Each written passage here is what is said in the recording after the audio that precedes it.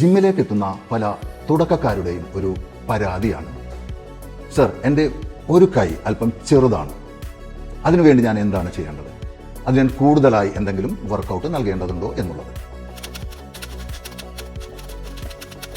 Hi, I am mister India Surendran, play fitness arena, Thalassery.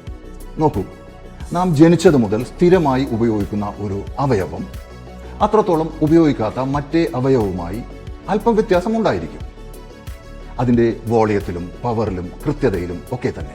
അങ്ങനെയാണല്ലോ വേണ്ടതും. അത് നിങ്ങളുടെ കൈകൾ ആയിരുന്നാലും കാലുകളായിരുന്നാലും ഈവൻ കണ്ണുകൾ പോലും. നിങ്ങൾ കണ്ടിരിക്കും, പല ഷൂട്ടർമാരും അവരുടെ വലത് കണ്ണ് തുറന്നുകൊണ്ടാണ് ഷൂട്ട് ചെയ്യുന്നത്. കാരണം അവരുടെ മാസ്റ്റർ ഐ വലതാണ്. അതുപോലെ തന്നെ നിങ്ങളുടെ കൈയും കാലും ഒക്കെ തന്നെ. നിങ്ങൾ ജിമ്മിലേക്ക് എത്തുന്ന ആദ്യ നാളുകളിൽ കണ്ണാടിയിലേക്കൊക്കെ നോക്കുമ്പോൾ ആ ഒരു ചെറിയ വലുപ്പ വ്യത്യാസം നിങ്ങൾക്ക് പെട്ടെന്ന് തിരിച്ചറിയാൻ സാധിക്കും.